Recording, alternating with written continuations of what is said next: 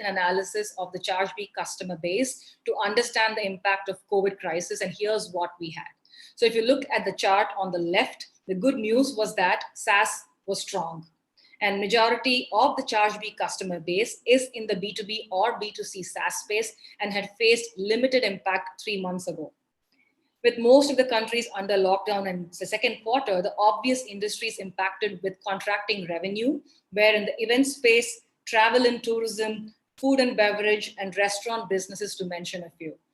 Apart from these, we were also seeing businesses in the digital marketing space being heavily impacted as organizations wanted to reduce cash burn while keeping cash flow as top priority during these unprecedented times. We're also seeing revenue slowing down for IoT services, which made sense because a lot of buildings closed down and construction services halted. So having said that, with the whole world shifting from the offline to online mode, the upside of revenue growth was also seen with businesses in the entertainment, e-learning, and remote work industries, such as video conferencing tools, employee monitoring, and e-signature tools.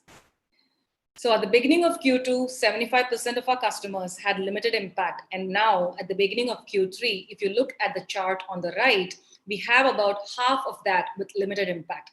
The good news is a larger percentage, close to about 35% of that, has moved to growing and accelerating revenue, which means that the revenue has started growing for at least 10% at a minimum month on month. On the flip side, we also had some customers, about 19%, not impacted earlier, but now facing slowing down revenue, predominantly in the health and wellness and marketing services. So overall, the second quarter was about survival and cash flow. And now in Q3, our customers are all focusing on growth and retention strategies.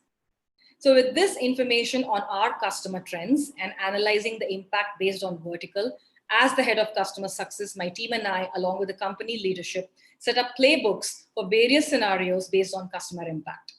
I'm really happy to share with you all that this pandemic brought all cross-functional teams in Chargebee together with the sole intention of taking care of our existing customers. So be it teams like marketing, who usually spend a lot of time on inbound leads and prospective customers, or product or engineering that are building out new features in the roadmap, every team focused on initiatives for existing customers, with marketing doing webinars on retention strategies or product prioritizing 60% of their roadmap for existing customer requests. So retention continues to be the priority for the customer success team at Chargebee, and the main objective for us is always to extend our utmost empathy to all of our customers and help them out during these circumstances. Our first step back in Q2 was to proactively reach out to all of our customers to offer our support and see how we can help them as an organization with all of our learnings, as well as showcase how the Chargebee product can help them in these circumstances, especially with subscription management being our USP with both retention and growth capabilities.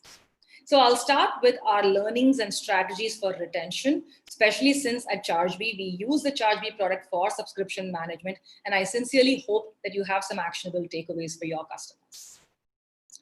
So moving on to retention strategies for fast-growing customers, especially those customers that are seeing accelerating revenue, like in the e-learning or the OTT space and remote work industries, where their sales has exploded. So it's both great and scary for them. It's great because they're seeing amazing sales and there's a great growth path, but it's also scary to handle this sudden surge of demand in terms of people, resources, and planning.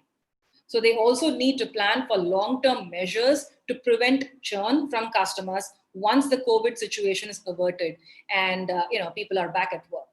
So here is where we have shared our knowledge and measures for long-term retention, so they have these insights and strategies to tackle this.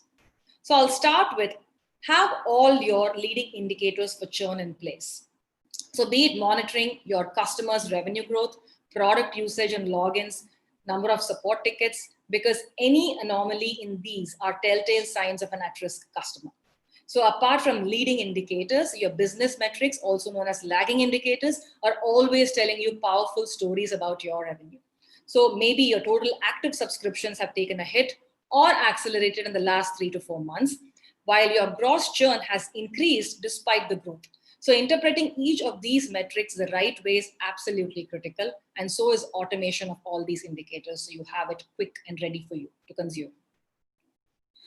Two, onboarding more customers on long-term contracts so you buy time to showcase the value of your product, thereby increasing stickiness, which is great for both retention even after the crisis is averted. In the case of our customers in the remote space business, they've transitioned customers into long-term contracts and focused on targeted campaigns where these campaigns are driving the behavior of their customers to embrace change and move towards a permanent distributed network of employees with so many upsides to it, like access to world-class talent with no geographical barriers and reducing expenses on office space, etc. So overall, for retention, we understand that the market is unpredictable even now, and monitoring trends and acting on that information is absolutely critical, and over communication with all of our customers is absolutely key to stay ahead of these times. So we spoke about retention strategies and learnings from a Chargebee perspective for all growing customers. And now I'd also like to talk about customer stories on how they took advantage of the pandemic-led opportunities into growth strategies. And this is our way of celebrating some of these wonderful champions of change.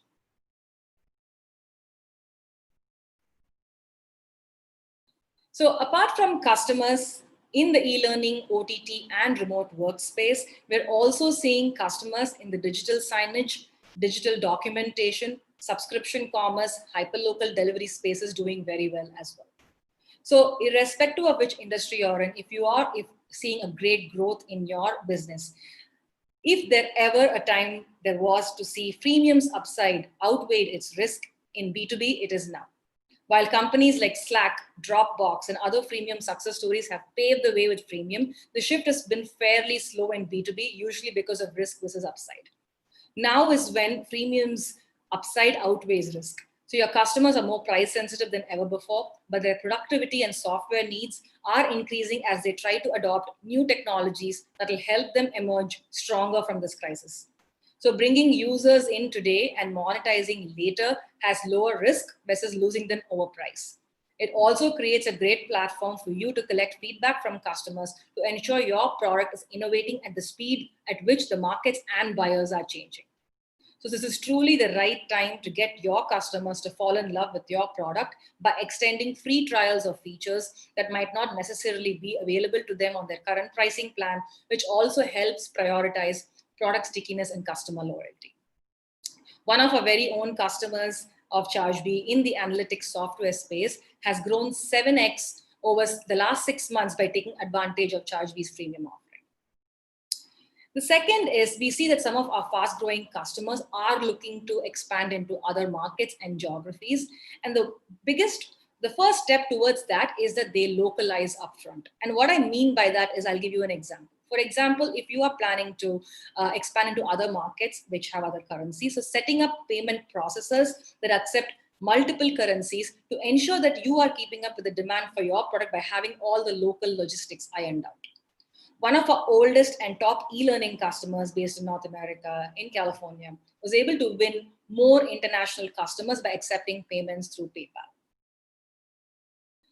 3, this is regarding empowering your customers with a self-service approach, right? In order to handle the fast growth and explosive signups, one of our fastest growing customers based out of Australia has automated their inbound sales process with Chargebee's self-serve portal.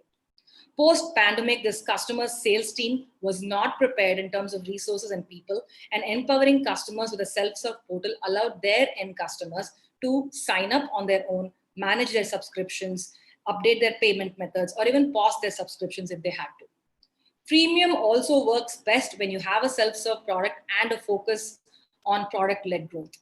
Users buy differently today, with end users having more control over the purchase cycle than ever before. Try before buy is a new norm in B2B. This is true regardless of whether you sell to SMB or mid-market companies. If you serve mid-market or enterprise users, it's essential to build a sales team and have both sales and self-serve approaches working together. A self-serve approach will, of course, help you lower your customer acquisition cost by automating areas where a sales touch may not be required, making your business more efficient, especially now when cost optimization is key. And finally, our very own learning strategy at Chargebee that paid off in the current quarter that we are in Q3 was that we took the cue that more people are spending time online, learning through webinars, podcasts, and investing in learning and development for both the internal stakeholders, that is Chargebee's employees, as well as our customers, was absolutely critical. So we launched Chargebee Academy with the first certification course in billing operations for users on our customer side with the intent of increasing product adoption. And we're also looking to roll out this to prospective customers as well. So one of the very interesting stories I have to share with you all is a French customer that has been quick to identify opportunities in this pandemic and adapted to changing their business model. So this is a customer who sells gourmet coffee to offices and workplaces with a B2B subscription business model. And when the lockdown happened and all offices shut, this customer was terribly hit and their revenue dropped. But they quickly saw an opportunity in these times and changed their business model to a B2B2C, where they asked these companies who were already their customers to gift gourmet coffee to their employees so they do not miss their office coffee and can relish it while working from home with a pure intent of increasing their employee engagement and experience. So this customer beautifully leveraged Chargebee's gift subscription feature to enable this, and we were so thrilled to help set it up for them. So this innovative adaptive strategy definitely brought a smile to our faces, and I hope it did for you all as well. So with product analytics and vertical trends, data told us that customers in specific verticals were seeing unforeseen growth, and we wanted to ensure that we help them in the most effective and appropriate ways. At Chargebee, we believe that data-driven retention and growth strategies should be the norm to have a more sensitized engagement approach with our customers, irrespective of yes or no pandemic situation. So I hope this was insightful for everyone listening. I would love to take a couple of questions before we wrap up.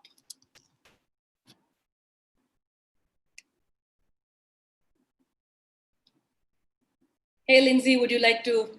Yes, we've got a question in the inbox. What type of retention strategies are SaaS companies using other than price discounts? Are you seeing anything more creative in terms of the tactics used to keep customers? Thanks, Anuj, for asking that question. So there are multiple strategies that I use at Chargebee as the head of customer success. That's definitely up.